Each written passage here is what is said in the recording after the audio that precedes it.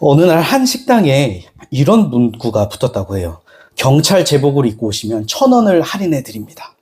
궁금해서 사장님께 이유를 물었더니 답은 의외로 간단했어요. 식당 근처에 술집이 많다 보니 평소에 술 취한 이 진상 손님들이 자주 온다는 거예요. 그런데 이 경찰관들이 제복을 입고 앉아만 있어도 식당 안이 그렇게 조용해진다고 해요. 그 진상 손님들이 아무 말도 안 하고 밥만 먹고 간다는 것이죠. 왜일까요? 그 제복이 그 사람의 정체성, 경찰이라는 정체성을 드러내기 때문이죠. 수녀복이나 스님들의 승복을 보면 우리는 바로 알죠. 아, 저분들은 성직자구나. 심지어 요즘은 옷차림만 봐도 이 사이비나 이단을 대충 알아차리기도 하죠. 한 번은 저도 길을 가면서 저 사람 옷차림이 왠지 사이비 같은데? 생각이 들면 여지없이 저에게 말하더라고요. 얼굴에 복이 진짜 많아 보이세요. 그러면 저는 웃으며 대답하죠. 용하시네요. 제 안에 복이 있거든요. 바로 예수 그리스도. 저는 매일 그분의 옷을 입고 다닌답니다. 그러면 고개를 절레절레 흔들며 이 사람 미친 것 같아 하고 도망을 가버리더라고요. 이렇게 우리는 살면서 이 다양한 옷을 입은 사람들을 보고 만나는데요. 오늘 본문에서는 이 세상 그 누구도 감히 입을 수 없는 단 하나의 옷을 입고 계신 분이 등장을 합니다. 바로 예수님이죠. 오늘 본문을 보면 이제 예수님께서 제자들과 함께 마지막 성찬식을 마치시고 겟세마네 동산으로 향하셨어요. 이 동산은 평소에도 주님이 자주 찾아와 기도하시던 아주 익숙한 곳이죠. 그런데 오늘 이 겟세마네에 도착하신 예수님의 모습이 평소와는 좀 다른 것 같은데요. 원래 이 예수님은 기도하실 때 늘 홀로 하나님과 만나셨어요. 왜냐하면 그 하나님과의 1대1 만남이 이 기도의 본질이기 때문이죠. 그런데 37절에 보면 주님은 이상하게도 베드로와 야고보, 요한 이 3명의 제자를 따로 함께 데리고 가시는 거예요. 여러분, 물론 우리는 때로 서로의 기도가 필요할 때가 있어요. 연약하니까. 함께 모여 기도를 하기도 해요. 기도 부탁을 하기도 하죠. 하지만 예수님은 다르세요. 왜냐하면 그분은 누군가의 도움을 필요로 하지 않으시니까. 그래서 늘 하나님과 홀로 만나셨어요. 그런데 오늘은 그 기도의 자리에 제자들을 데리고 가시는 거예요. 그리고 이렇게 말씀하셨어요. 38절 후반부를 보면 너희는 여기 머물러 나와 함께 깨어 있으라. 바꾸어 말하면 이런 뜻이에요. 얘들아, 나랑 좀 같이 있어줄 수 없겠니? 내가 이제 기도할 건데 나랑 같이 깨어서 나에게 힘을 좀 주지 않을래? 여러분, 보통 우리도 그럴 때가 있지 않습니까? 세상에 나 혼자 있는 것 같고 너무 힘이 들어서 그저 누군가 내 옆에만 있어줘도 좋겠다 싶을 때가 있죠. 전에 청소년 사역 시절 한 여학생이 저에게 물었어요. 목사님, 자기 친한 친구 어머니가 어제 돌아가셨다는 거예요. 그 친구와 같이 있어주고 싶은데 지금이 시험 기간이라는 거예요. 그래서 어떻게 해야 돼요? 고민이 돼요. 뭐라고 해야 될까요? 제가 그랬어요. 공부할 책을 가지고 거기서 공부를 해. 백색 소음. 그랬더니 진짜 갔더라고요. 친구가 그러더래요. 정말 고맙다고.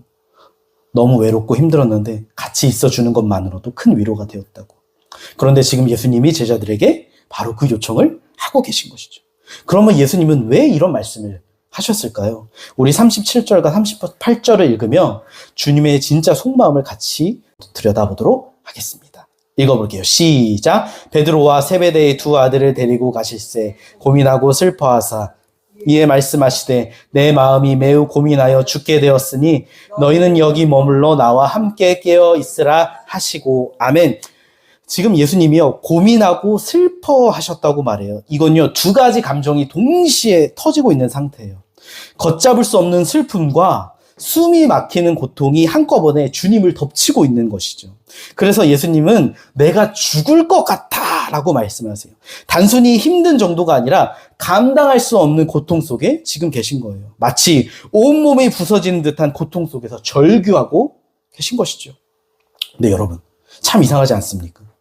우리가 아는 예수님은 어때요? 하나님의 아들이시죠. 죽은 자를 살리시고 병든 자를 손만 대어도 고치시는 분이에요. 그 힘센 귀신도 주님 앞에서는 맥을 못 쳐요. 보리떡 5개로 5,000명을 먹이시고 그 똑똑한 종교 지도자들을 한마디로 잠재우셨던 분이에요. 그래서 제자들은 믿었어요. 야, 이분이라면 로마의 지배에서 우리를 구원해줄 메시아 왕이시다. 그렇게 3년을 믿고 따랐는데 그 예수님께서 지금 마치 악몽을 꾸는 그 아이처럼 괴로워하고 계신 거죠. 저희 집 아이들은 보통 자기 힘으로 안 되는 일이 생기면 저를 찾아요. 왜냐하면 아이들에게 아빠는 뭐든 할 수 있는 슈퍼맨이기 때문이죠. 세상의 모든 자녀들에게 대부분 아빠는 그런 존재예요. 그런데 한 번은 기사에서 안타까운 소식을 보았어요. 도로 위에서 난폭 운전을 항의하던 한 아버지가 상대 차주에게 무자비한 폭행을 당한 거예요. 근데 문제는 그 장면을 차에 타고 있던 3살 자녀가 다 봤어요. 피 흘리며 쓰러진 아빠를 목격한 아이는 지금도 극심한 트라우마에 시달리고 있다고 해요. 왜일까요? 나의 슈퍼맨이 무너졌기 때문이죠. 지금 예수님도 그러세요. 그러면 예수님은 왜 이렇게 괴로워하셨을까요? 우리 같이 39절 말씀 읽어볼게요. 시작. 조금 나아가서 얼굴을 땅에 대시고 엎드려 기도하여 이르시되 만일 할만하시거든 이 잔을 내게서 지나가게 하옵소서. 그러나 나의 원대로 마시옵고 아버지의 원대로 하옵소서 하시고 아멘. 주님은 지금 간절히 피할 길을 찾고 계신 거예요. 아버지 하실 수 있거든 이 잔을 내게서 지나가게 해주세요. 여기서 말씀하시는 잔이 무엇일까요? 흔히 사람들이 밖에서 줄을 따르리 하면서 마시는 그 소맥 한 잔? 아니면 매일 우리가 마시는 이 2-3잔의 커피 한 잔일까요? 여러분 이 잔은요 바로 하나님의 진노가 쏟아지는 잔, 바로 십자가예요. 주님은 직감하셨던 거예요. 드디어 오늘이구나. 내가 저 십자가에 처참하게 죽어야 하는 날이 가까웠구나. 그 공포가 주님을 집어삼키고 있던 것이죠. 아실지 모르겠지만 일본의 사형제도에는요 독특하면서도 잔인한 규칙이 하나 있습니다. 그게 뭐냐면 사형이 확정되어도 언제 죽을지 알려주지 않는 거예요. 그래서 아침마다 간수의 발소리에 귀를 기울여요. 그 소리가 복도를 지나가면 오늘은 살았구나 안도하지만 어느 날 그 발소리가 내 방 앞에서 멈추는 순간 직감한다고 해요. 아, 오늘이구나. 그때 밀려오는 절망과 두려움은 상상을 초월하겠죠. 그런데 그 죽음의 날이 이제 예수님께 다가오고 있는 거예요. 그래서 누가복음 22장은 그때 주님의 모습을 이렇게 묘사해요. 누가복음 22장 44절 한번 찾아볼까요? 같이 읽어볼게요. 시작. 예수께서 힘쓰고 애써 더욱 간절히 기도하시니 땅에 떨어지는 핏방울 같이 되더라. 아멘. 한 의학지에서 연구를 했는데 사람이요 정말 극심한 스트레스를 받으면 피가 땀처럼 배어 나올 수 있다고 해요. 그러니까 예수님은 지금 그 극한의 상태에 계신 거예요. 얼마나 힘드셨는지 제자들이 연약한 줄 뻔히 알면서도 그들에게 기도 부탁을 하세요. 왜였을까요? 주님이 입고 계신 그 사명의 옷이 너무나 무거웠기 때문이죠. 그 옷은 세상이 말하는 영광의 옷이 아니었어요. 그 어느 누구도 감당할 수 없는 가장 고독하고 처절한 고난의 옷이었죠. 주님은 지금 그 옷을 잠시라도 벗게 해달라고 요청하고 계신 거예요. 여러분 예수님도요 유혹을 받으셨어요. 바로 십자가를 피하고 싶은 유혹. 죽고 싶지 않은 지극히 인간적인 유혹이죠.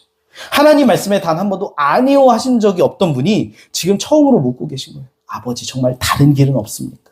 여러분 이 주님께서 이 사명을 모르고 오셨을까요? 아니요, 다 알고 오셨어요. 하지만 다 안다고 해서 아프지 않은 게 아니에요. 예전에 중등부 아이들은 가끔 저에게 이런 질문을 했어요. 목사님, 아니 예수님은 하나님의 아들이시니까 십자가에서 별로 안 아프시지 않았을까요? 그냥 고통아 사라져라 얍 하면 끝나는 거 아니에요? 그러길래 제가 그 친구 볼을 꼬집으면서 그랬어요. 예수님의 이름 명하노니 고통아 사라져라 얍. 어때? 아프니 안 아프니? 아파요. 제가 말했어요.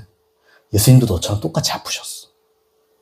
왜냐하면 우리와 똑같은 인간의 몸을 입고 오셨거든. 여러분 만약 고통이 없었다면 주님이 뭐하러 십자가에 달리셨겠어요? 그러면 그건 가짜 연극일 뿐이죠. 아픔을 느끼지 못하는 구원자는요 우리를 위로할 수 없어요. 여러분 마태복음 4장을 보면 우리가 전에 마가복음에서도 나눴지만 예수님께서 공생애를 시작하기 전 광야에서 40일 동안 굶으세요. 혹시 나는 40일 굶어봤다. 우리는 단 하루만 굶어도 어때요? 머리가 어지럽고 막 당 떨어진다고 하죠. 여러분 40일을 굶으면요 몸이 망가지고 경우에 따라 죽어요. 그런데 우리는 보통 예수님은 우리랑 다르시지. 그래서 마치 드라마 속의 이 도사들처럼 바위에 평온하게 앉아 사탄아 물러가라 외치시는 모습을 상상하죠. 근데 생각해 보세요. 사탄이 바본가요? 그렇게 굶어도 기운이 넘치시는 분에게 굳이 돌을 떡으로 바꾸어 먹으라고 유혹을 했겠습니까? 40일 굶으셨다면 아마 주님은 일어설 힘조차 없으셨을 거예요. 겨우 눈만 뜨고 거친 숨을 내쉬며 쓰러져 계실지도 몰라요. 어떤 목사님은 너무 힘드셔서 사탄의 말을 잘 못 알아들으셔서 시험을 이기신 거 아니냐 나한테 그러더라고요. 여러분, 사탄이 노린 게 뭐예요? 바로 이 지점이죠. 너는 하나님의 아들인데 왜 굳이 이 비참한 꼴로 시험을 받냐? 너의 영광을 되찾아라. 너 왜 그 고난의 구원의 길을 가려고 하냐? 여러분, 예수님은 이 시험을 이겨내셨지만 그 유혹은 결코 쉽지 않았다고요. 주님도 우리처럼 배고파 하셨고 목말라 하셨어요. 오래 걸음에 피곤해 하셨어요. 그러기에 하나님의 아들이신 예수님께도 십자가는 굉장히 어려운 고통의 길이었죠. 여러분, 조선시대에 우리가 돌아보면 가장 잔인한 형벌이 뭐였을까요? 사극을 보면 이 반역을 일으킨 죄인들을 죽일 때 그 팔다리를 말이나 소에 묶어가지고 사방으로 이제 끌어서 몸을 찢는 형벌이 나오죠. 이거를 우리 흔히 능지처참이라고 알고 있는데 이게 거열형이래요. 정확한 이름은. 점점 몸이 찢어지는 이 고통 속에 죽어가게 하는 거. 그런데 이보다 훨씬 더 잔혹한 형벌이 뭐냐면 바로 십자가예요. 우리는 십자가를 목걸이에 걸거나 집에 장식으로도 쓰고 여기도 있죠. 당시 이스라엘 사람들에게 십자가는요, 보는 것만으로도 이 기겁할 저주, 혐오 그 자체였어요. 그래서 지금 이스라엘은 전에 말씀드렸지만 이 사거리 도로도 십자가 모양으로 안 하고 둥글게 돌아가게 만든다고. 왜요? 성경에서 나무에 달린 자마다 저주를 받는 자라고 했었거든요. 이 또 로마는 이 반역자나 극악무도한 범죄자를 십자가에 매달았죠. 그러니 그 형벌의 시작부터 굉장히 참혹한 거예요. 가장 먼저 뭘 합니까? 채찍질을 하죠. 그 채찍의 끝에는 어때요?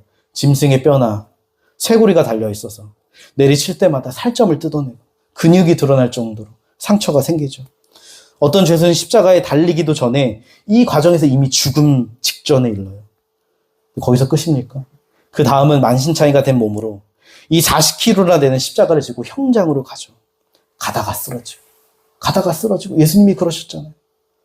마침내 도착하면 손목과 발에 대못이 박히죠. 가장 예민한 이 중추신경을 관통하는 그 고통은 말로 다 표현할 수 없어요. 십자가에 달린 채 숨을 쉬려면 이 못 박힌 손과 발에 힘을 주어야 하는데 그럼 몸을 억지로 끌어올려야 돼요. 그때 상처는 찢어지고 굉장한 고통이 몰려온대요. 반대로 몸을 내리면 숨을 쉴 수가 없어요. 그렇게 고통과 질식이 반복되다 결국 피를 다 흘린 채 서서히 죽어가는 것. 여러분, 그게 십자가 형벌이에요. 이게 바로 예수님이 감당하신 십자가의 길이었어요. 하지만 여러분, 이게 전부가 아니에요. 이 육체적인 고통보다 더 깊고 쓰라린 고통이 예수님을 기다리고 있었어요. 이제 예수님이 기도를 마치시자 군인들이 들이닥쳐요. 제자 유다가 돈 몇 푼에 스승을 팔아 넘긴 거죠. 주님은 미리 아셨으니 괜찮으셨을까요? 끝까지 사랑했던 제자였기에 그 배신은 더 뼈아팠겠죠. 더 비참한 건 3년 동안 먹고 자며 생사를 같이 했던 다른 제자들이 주님을 버리고 다 도망갔다는 거예요.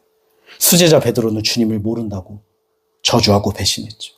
사랑했던 모든 이들이 썰물처럼 빠져나갔어요. 여러분, 주님은요, 몸만 찢기신 게 아니에요. 관계도, 사랑도 다 찢겨나가셨어요. 십자가를 향해 가는 그 길 위에 주님은 철저히 혼자이셨다는 거죠.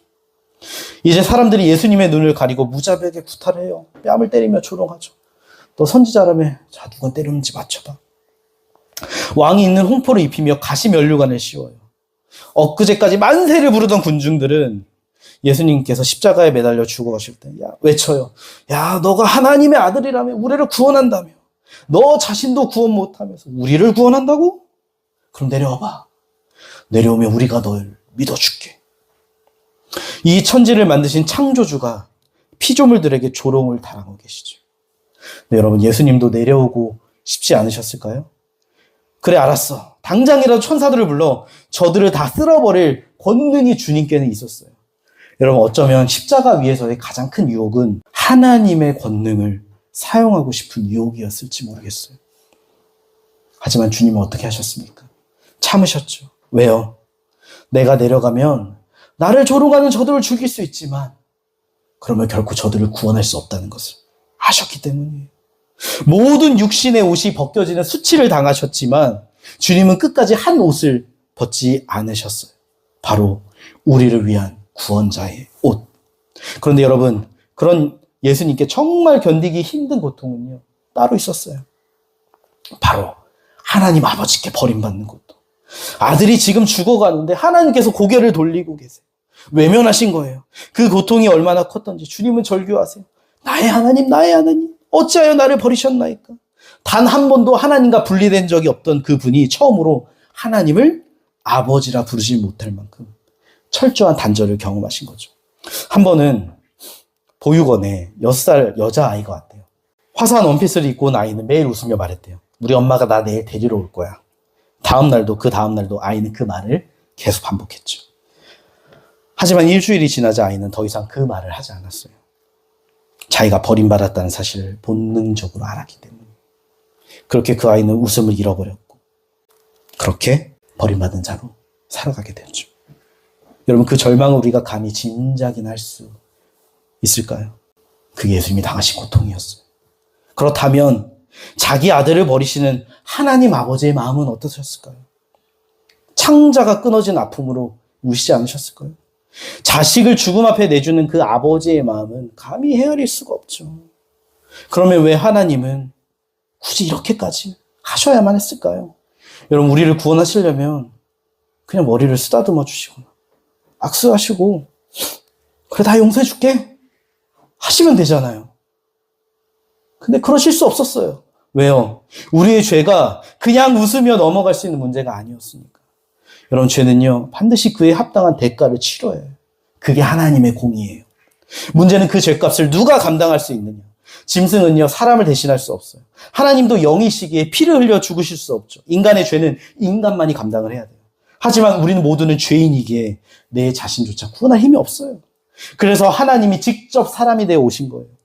우리의 죄를 대신 짊어질 두 번째 아담으로 우리를 대신하여 그 저주의 자리에 서신 거죠. 성경은 이걸 뭐라고 하냐면 화목제물이라고 해요. 하나님을 떠나 내가 내 인생의 주인이 되어 살던 우리 때문에 예배자로 지음받았지만 헛된 우상을 예배하며 사는 우리, 하나님이 하지 말라고 하는 건 죽어라 하면서 하라는 건 온 힘을 다해 거부하던 우리, 결국 그 죄 때문에 죽을 수밖에 없는 우리를 위해 예수님은 가장 흉악한 죄인의 옷을 입고 죽으신 거예요. 여러분, 우리 한 명의 죄도 이렇게 무거운데 온 인류의 죄를 짊어진 그 어깨가 얼마나 무거웠겠습니까? 예수님은 십자가에서 그 저주의 옷을 입고 진노의 잔을 마지막 한 방울까지 다 받아내셨어요. 사랑하는 성도 여러분, 십자가 위에서 우리 예수 그리스도의 표정은 어떠셨을까요? 성인들처럼 인자하게 웃으면서 나는 괜찮아 얘들아 하셨을까요? 얼굴은 검게 타고 홀쭉해진 채 숨조차 쉬지 못하는 극한의 고통에 시달리셨죠. 그건요, 처참한 죽음이었어요. 왜요? 십자가는 숭고한 순교의 자리가 아니라 철저한 저주의 자리였으니까. 우리가 당해야 할 그 죄의 저주를 주님이 짊어지신 거니까. 우리가 있어야 할 자리에 예수님이 대신 서신 거예요. 그리고 예수님은 이 모든 걸 이미 알고 계셨죠. 날카로운 채찍, 손목을 뚫는 대몬, 사람들의 조롱과 하나님의 외면까지 주님은 그 고통을 이미 다 아시면서 기도하시는 거예요. 사실 주님은요, 공생애 내내 이 십자가를 가슴에 품고 사셨어요. 이 땅에 오신 순간부터 이미 주님의 삶은요, 십자가를 향한 행진이었고 단 한 번도 그 무거운 사명의 옷을 벗어놓으신 적이 없어요. 그런데 그 평생의 걸음 중 가장 무거운 한 걸음이 바로 오늘이었던 거죠. 지금껏 사명을 향해 달려오셨지만 이제는 정말 죽음의 문턱 앞에 서셨기 때문이에요. 주님은 이 절규 같은 기도를 마치시고 그 자리에서 일어나세요. 그리고 십자가를 향해 그 고난의 불길 속으로 터벅터벅 걸어 들어가셨죠. 여러분, 근데 중요한 건요, 이 기도를 드릴 때요, 하나님은 예수님에게 특별한 응답을 하지 않으셨어요. 천사가 내려오거나 상황이 바뀌거나 하지 않았어요. 여전히 예수님을 잡으려는 군인들은 다가오고 있었고 저 멀리 십자가는 주님을 기다리고 있었어요. 그런데 여러분, 주님은요, 그럼에도 불구하고 하나님을 여전히 아버지라고 부르세요.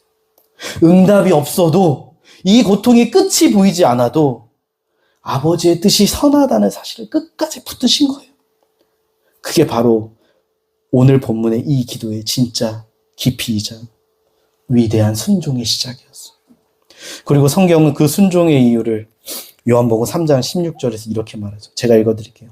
하나님이 세상을 이처럼 사랑하사 독생자를 주셨으니 이는 그를 믿는 자마다 멸망하지 않고 영생을 얻게 하려 하심이라.